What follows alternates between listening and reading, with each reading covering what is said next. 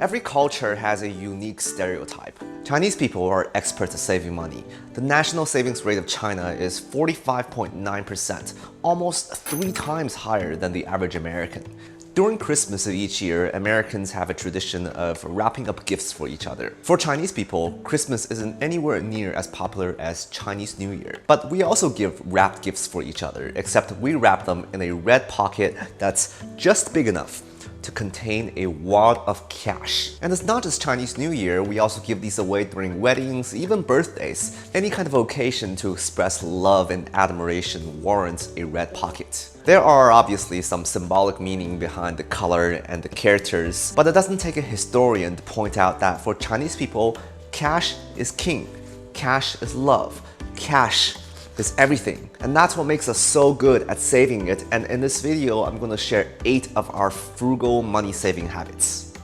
Habit 1 is to lose your shame in talking about money. New research from Empower shows that 62% of Americans don't talk about money. And yet, 86% of Americans are searching online for answers to money-related questions. In China, when you go on first dates, it's very common for the woman to ask the man straight up, do you have enough money to own a home? It might not be the kind of conversation topic you're gonna vibe with on a first date, but if you truly value some things in life, avoiding talking about it is only going to hurt you in the long run. And let's be honest with ourselves, even if we tell ourselves that money isn't everything, money still matters. And instead of talking about money, we are often obsessed about experiences or objects we can buy with money. The French philosopher René Girard suggests that humans are driven by mimetic desire, which is a fancy way of saying we want the things that other people have. And the only way for us to know what they have is by talking about it. By not talking about money,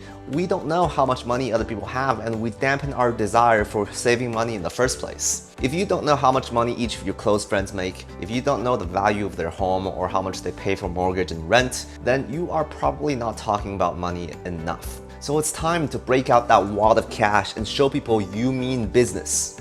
Habit 2 is to adopt the rice sack mindset. One of the hallmark traits of Chinese people born in my parents' generation is having survived a famine. Now, famine is not an experience I wish upon anyone, but during a famine, you quickly learn that certain types of foods are both more resilient and cheaper to produce in bulk than other foods. The kind of habits you learn during a famine stick with you for generations. So if you go to any Chinese grocery store today, you'll still easily find giant sacks of rice on sale. The rice sack mindset is about acknowledging the very real possibility of black swan events, like a famine or a Great Depression.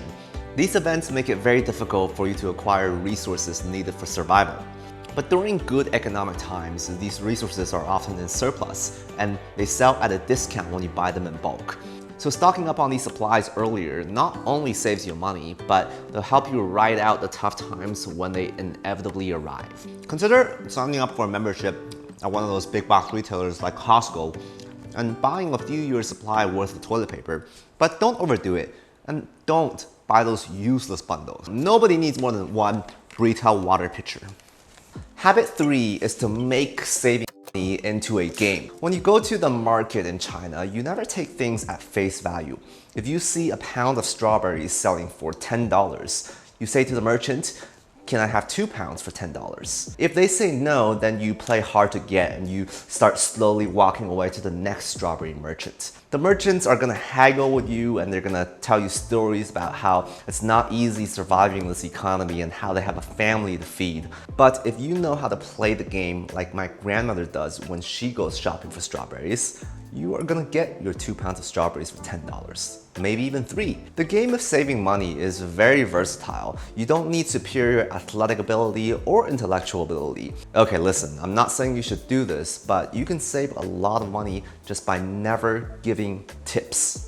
China doesn't even have a tipping culture, so when the Chinese do this, they don't even feel bad about it. Okay, so that's just one example of how you can play the game. A more agreeable example is to shop through Chinese e-commerce. You've probably heard of the app Temu by now, but my mom was way ahead of the game. She first found out about it through Chinese social media in September of 2022, a whole year before it caught on. And she snagged some crazy deals. Temu sells high-quality Chinese products for a super marked down price. I think the reason they're able to do this is because they're subsidized by big capital to focus on hyper-growth of their brand. So I don't expect these discounts will last forever, so you better get on it. Anyway, when you play the game of saving money, your brain's gonna start to evolve and pick up on all these new strategies of saving money you never thought possible.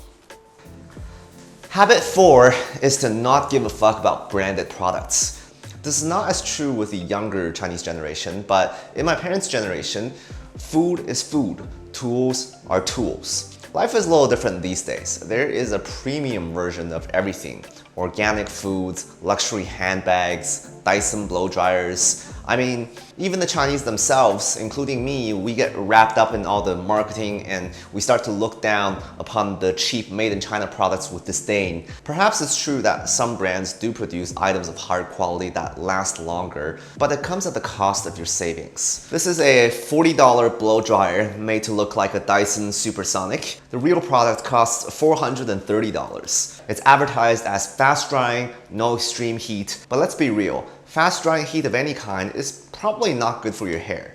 And you'll probably still be blowing for a good few minutes. It's not instant. Just don't blow dry your hair so much and save the $400. Even made in China products can still last a long time if you don't overuse it. The key point here is to always look for cheaper alternatives. Self-esteem will earn you more respect than any amount of branded fashion. Consistent use of a generic lotion and sunscreen will keep your skin smooth and supple for decades. If you really want to splurge, save more money so you can buy a Hollywood mansion instead of a landfill's worth of everyday products. Habit 5 is to play for the jackpot. Chinese people don't just save for the sake of saving, we're also trying to buy something with that money. But what we're trying to buy isn't a Taylor Swift concert ticket, it isn't even a Ferrari. What we want is the ultimate prize of home ownership. The bigger, the better. Don't ask me why the Chinese care so much about owning homes. Perhaps it has something to do with the fact that you can't get married unless you own a home. But a home is one of the most expensive things you'll buy in your life and one of the hardest things to save up for. Obsessing over home ownership is a great savings habit because there's really no middle ground and you're compelled to keep saving until you have enough for the home of your dreams. We like to play the long game. We'll sacrifice the cheap thrills for a lifelong connection of flaunting our home ownership status. Habit 6 is to embrace the comfort of boredom. When you focus too much on acquiring pleasure, it's really easy to ruin your savings because spending money is often the easiest way to get your next high, to get more pleasure. But happiness isn't just found in pleasure, it's also found in peace. When I spend time with my parents, for example, we don't often do things that gets me excited. Our preferred family activity is to sit around a table, sipping tea, and talking about Chinese politics. I'm not gonna pretend that this is my definition of a euphoric experience, but it is still a type of comfortable happiness. Your thrill-seeking friends are going to abandon you for the next high at the first opportunity. But friends you can drink tea and discuss politics with are going to stick by your side until the end of time. You can also buy tea leaves in bulk from China, talk about your savings together, and get riled up about who's the most frugal of them all. Even boredom can give way to a special kind of excitement. Habit 7 is to avoid debt like the plague. I watched a lot of Chinese dramas growing up, and in every single one of them, there's always a subplot where the protagonist takes out a loan from someone and he can't pay it back in time, so the debt collectors come and threaten to kidnap his wife and children. When the average American takes out a loan from a credit card, they're probably not associating that with putting their family in danger. But perhaps we should all conjure that image to mind to visualize the very real risk of accumulating credit card debt. 35% of Americans carry credit card debt from month to month. Saving money is impossible when all your money goes back into debt repayment. Most Chinese people would agree that carrying credit card debt is like selling your soul to the devil, and we avoid it at all costs. Habit 8 is to always be skeptical of money. Most of us have never experienced hyperinflation, so it makes sense that we never bother to ask the question, what makes money money? If you were to give this piece of paper to a merchant in China, they probably look at you with crazy eyes and then ask you to download WeChat so you can pay them with the app credits. What makes money money is not an easy question to answer, but in general, money is backed by political power. The Chinese are hyper-vigilant about the shifting nature of political power, while Americans mostly just assume America is number one. What is true today might not be true tomorrow, and it will be foolish of us to pretend that the future may never change. When Bitcoin touted itself as the new global currency that's going to take over the world, the Chinese were one of the first to jump on board. Even if Bitcoin doesn't succeed, I'm willing to bet that the Chinese are going to be major stakeholders in whichever other form of currency that is going to challenge the world order. We are not only savers, but we want the currency of our savings to last well into the future. If you enjoyed this video, let me know in the comments below, and be sure to like and subscribe. My name is Alan, and I'll be back with more Frugal Finance content.